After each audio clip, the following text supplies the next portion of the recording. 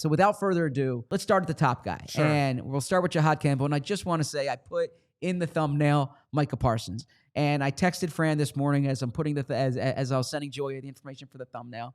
And I said, is Micah Parsons realistic? And Fran's like, probably not. And I'm like, well, how about let's just pretend, like, for the sake of conversation, that it is, because it makes for, because the comp Fran gave, and he'll give it in a second, it's a good one, but I don't think that's drawing the YouTube viewers, right? Definitely not. So my comp is Micah Parsons, and I'll explain to you why in a bit. But first, I want to hear what the expert thinks, and that's what's your comp? Well, to me, when I'm going through my process, you mentioned the vibes element. A lot of times, I'm watching players on tape in the fall, in the summer, and even through the spring before I've crunched all the numbers.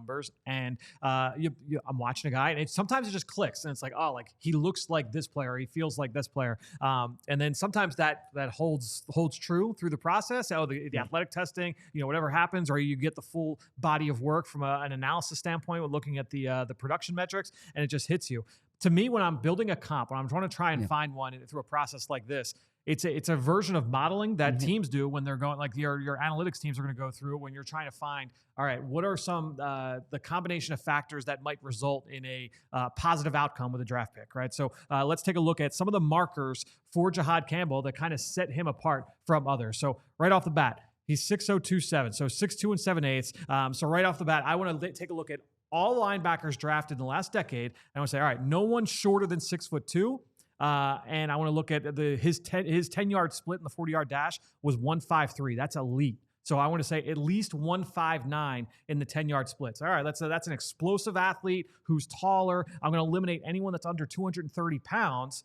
And it also hit at least 119 inches in the broad jump. So I've got all these little data points here.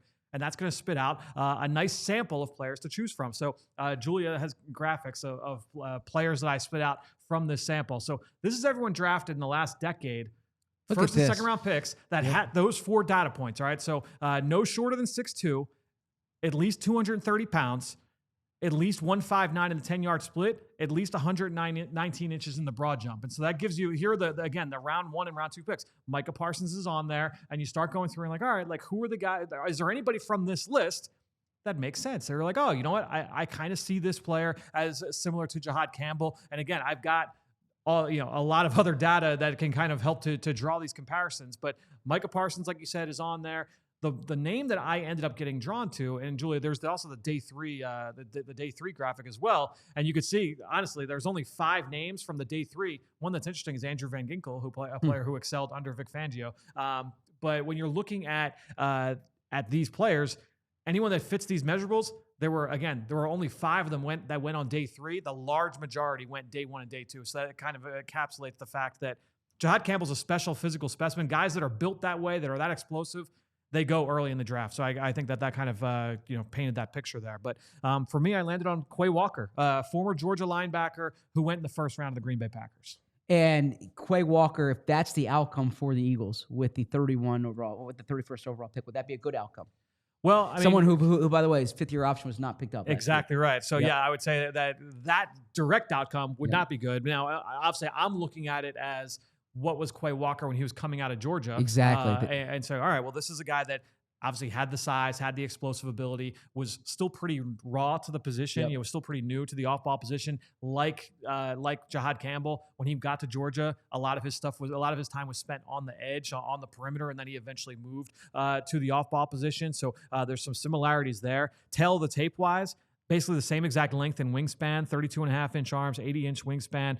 Walker was under an inch taller and 6 pounds heavier at the combine. So we're talking like very, very similar physical profile. The testing, they ran the exact same 40 time. Campbell's a little bit more explosive, but otherwise very, very similar across the board from a testing standpoint. Experience level, 21 career starts for Campbell, 17 for Walker. And again, just the same kind of general positives and negatives. Walker had lower lows, I would say. Like when I went back, going back through my notes and I was really high on Quay Walker, his lows were lower and Campbell's highs were higher, Yep. if that makes sense. And so that's why I was a little bit higher on him.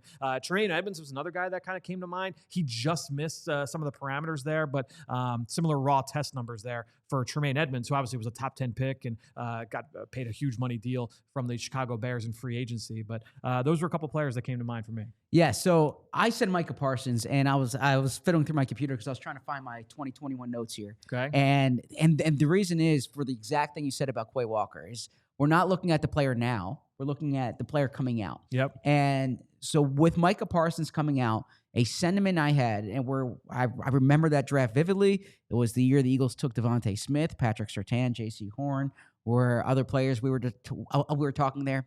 And I was having the conversation with Bo and Shio Kapadia, and I was like, Micah Parsons is so much fun to watch. The Eagles aren't going to take an off-ball linebacker at this spot. Right. And I said, but you know what? Like, if he's a pass rusher, it changes everything. Yep. And he was drafted as an off-ball linebacker. And, interestingly, when I was going and when I was looking at thumbnails, I was going back and looking at photos from Parsons' rookie year. And most of them were him playing off ball, Yeah. right? The Micah Parsons we think of now is not the Micah Parsons that the Dallas Cowboys drafted in 2011. Frankly, he would have been a top 5 pick otherwise. And so I think from a size profile, from a playing profile, now Parsons did not play his third year at Penn State. His last year there was 2019. He sat out the COVID year. But he was ferocious as an off-ball linebacker. And if you go back and you read those scouting reports, it was like he's also has the upside to rush the quarterback. Similar type of profile as Jihaad Campbell. Howie Roseman, the fact that he brought up the Penn State, now he didn't mention Parsons by name. Right. And when I tried asking Nick Sirianni about that, Howie said that's an unfair question. But you can see in terms of the body type, similarly to Parsons moved to off-ball linebacker at Penn State.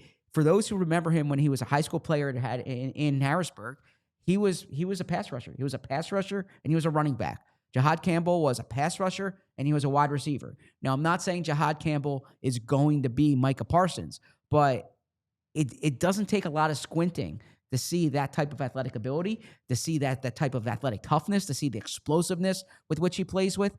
And I agree with you that he's going to be an off-ball linebacker to start his career. But what I keep saying is, where is he going to be on third down? On 3rd and 8, is he going to be running toward the quarterback or is he going to go backwards? And I think he'll be running toward the quarterback on 3rd and 8. And that's what Micah Parsons did as a rookie as well. Yeah, I think the separating factor for me with those two, Micah was such a ridiculous athlete. You're talking somebody who was 10 pounds heavier than Jihaad Campbell at the combine, and he ran 4.36. True. At that size, just under 250 pounds to run 4.36. Campbell, impressive. Like, he came in at 235 and he ran low 4.5s, and it's like, man, like, that's really. But 4.36 at 245 is like wild stuff. And so, like, that's, to me, when I'm looking at like the difference from like a pure athleticism standpoint, I can't quite get there with like that comparison. But obviously Campbell is a special physical specimen in his own right.